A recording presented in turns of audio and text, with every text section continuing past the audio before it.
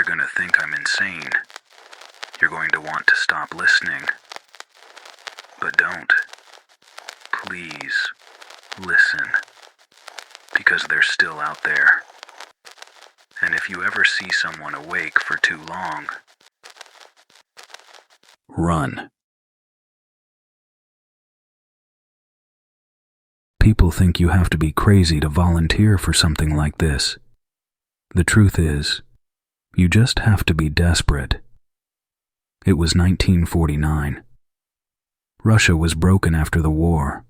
We were all broken. I had nothing left. No family, no home, no future. So when a man in a gray coat promised warm meals, a clean bed, and a chance to serve science, I said yes, without asking too many questions. 5 of us signed up that day. They never told us exactly what the experiment was about, just that it would help our country. Just that we had to stay awake for 30 days. Simple, right? The place they took us to wasn't marked on any map. Just a long drive through endless frozen woods, then a rusted elevator down into blackness. The chamber smelled like wet concrete and cold metal. It was small, barely enough space for us to stretch out. 1 iron toilet, 1 drain in the middle of the floor, a thick black glass window set into the wall. So they could watch us like rats in a box. The gas started the moment they sealed the door. You couldn't see it, but you could feel it. The air turned heavy, greasy. Breathing tasted like licking an old battery. At first, we joked about it. Made bets on who would stay awake the longest. But the lights buzzed too loudly. The gas made our mouths dry and our skin itch. We were sweating and freezing at the same time. The worst part was the smell. It wasn't just us sweating. It was something deeper, like the room itself was sick. By the second day, it felt like the walls were pressing closer, breathing with us, watching. The guards never spoke to us, only stared, writing notes, smiling sometimes, but not the kind of smile you want to see. One of the guards tapped the glass once, on the second day, not to check if it was strong. It was like he was waking something up, something waiting behind the gas, something already breathing inside our lungs. And in the back of my mind, a small voice whispered something I still can't forget. You shouldn't be here. But it was already too late. The whispers started around the 4th night, or maybe the 5th. Hard to tell by then. Time felt like it was slipping away. At first, I thought it was the others talking, but when I looked, they were just sitting there, staring into nothing. The walls were making noise, not loud, real soft, just under the buzzing of the lights. Low, dragging sounds like the concrete itself was breathing. When the lights flickered, the whispers got louder. They started saying our names, one by one. Alexei, Dmitri, Yuri, Ivan, and finally mine. It sounded like my mother's voice, but wrong, wet, like she was choking on something thick and rotten. I tried to shake it off, tried not to listen, but every time I closed my eyes, it got closer. The air felt thicker too, like trying to breathe through soup. One night I was lying by the drain in the middle of the floor, and I saw it. A face in the puddle, not mine. It was smiling, way too wide. And the skin looked like it had been ripped off and stretched back on. It stared right at me and whispered, "You will be the last." I screamed and scrambled back, but nobody moved. The others just kept rocking back and forth, whispering to themselves, smiling like they knew some terrible secret. The chamber wasn't just a room anymore. It was alive. It wanted us to stay. It wanted us to break. And deep down, I could feel it working. It started with heavy silence, Not the peaceful kind. The kind that feels full. Like something big and ugly was sitting in the room with us, and we just couldn't see it yet. The whispering stopped. The scratching stopped. Even the buzzing from the lights felt softer, like the room was holding its breath. Then the first scream hit. It tore right through the chamber, so loud I thought the walls were going to split open. It was Sergei, the strongest guy out of all of us. He was down by the drain, clawing at his throat with both hands, his nails snapping off against his skin, tearing at himself like he was trying to rip something out from under the surface. I ran to pull him away, but when I grabbed him, his skin peeled under my fingers, like grabbing rotten fruit. He didn't even notice. His eyes, bloodshot and wide, locked onto mine, and for a second I swear to God I wasn't looking at Sergei anymore. There was something else inside. He opened his mouth to scream again, but instead of a voice, thick black foam poured out, bubbling up like tar. The smell hit next. Not sweat, not blood. Something worse. A sharp sour stink, like burnt hair and spoiled meat mixed together. The walls started to move too.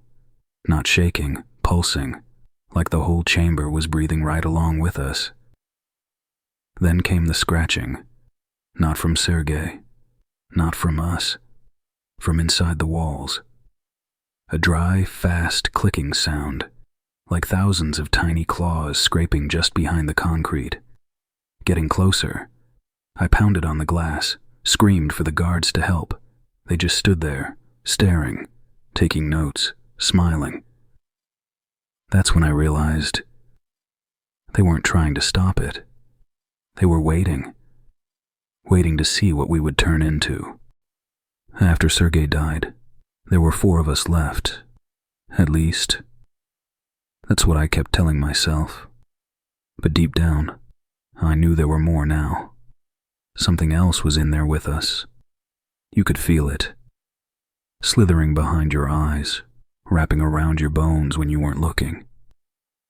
The others had stopped talking completely. They just shuffled in circles, whispering in broken voices, scratching strange symbols into their own skin with bloody fingers.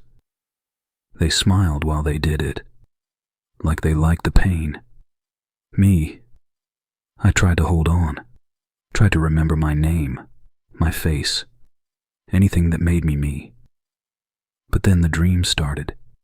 Even though I never closed my eyes, the dream still came. I dreamed of rivers running backwards, of hands without fingers, scraping at my skin from the inside out, of my own body lying in the center of the chamber, eyes and mouth stitched shut, something moving inside my chest. One night, I opened my eyes, or thought I did, and the others were standing over me. Their faces weren't right anymore. Their mouths were too big. Their skin hung loose, like wax melting off a candle. They leaned in close, and their breath smelled like rot and iron. They whispered, "We made room for it. You must too." I tried to scream, but no sound came out. Instead, they pulled at their own chests, ripping the skin open like it was just fabric. And what spilled out wasn't blood. It wasn't anything human. It was dark. It was alive. And it was smiling. I ran to the glass, slammed my fist against it until my bones felt like they would snap. The guards just watched. No reaction, no help, nothing. That's when it hit me. This wasn't about staying awake. It was about what they could plant inside us once we were too broken to fight back. A seed, a hunger, a doorway, and inside me, I could feel it waking up. The chamber was falling apart, and so were we. By what I think was day 15, the walls were leaking black water. The lights flickered like they were about to die. There was no more gas. We didn't need it anymore. Whatever it had done to us, it was finished. Sergei was gone. The others, they weren't even human anymore. They stood around Sergei's body in a circle, whispering in voices that didn't sound like anything from this world. Their skin sagged. Their eyes were empty holes. I curled up in the corner, hugging my knees, trying to stay small, trying to stay human. Then the alarms went off, loud, screaming sirens, red lights flashing across the walls. The glass wall exploded outward, and men in heavy suits stormed in. Faces hidden, behind thick, black masks. They weren't there to save us. They came with flamethrowers. The fire roared across the chamber, catching everything in seconds. The others didn't even try to run. They lifted their arms toward the flames, smiling like they were meeting old friends. I didn't smile. I ran. I don't even remember how. My legs just moved, stumbling through smoke, tripping over bodies that were half melted into the floor. I pushed through the burning hallway, up the stairwells, up and up, lungs screaming for air that didn't come. When I finally burst outside, it was snowing. Heavy white flakes falling so hard I could barely see. But the cold didn't touch me. Nothing touched me anymore. I staggered through the woods. The trees were black and twisted, the world spinning around me. Behind me, the facility burned, but they didn't chase me. The men in suits stood in the snow, watching, because they knew they had done their job. I wasn't an escapee. I was the experiment. Whatever they planted inside me, it lived, and it wasn't going to stay locked up. I don't know how long I've been out here. Days, weeks, years maybe. But now, I'm tired. So tired. And if you're hearing this, it means the thing inside me found a way to get to you. Welcome to the experiment. It never ended.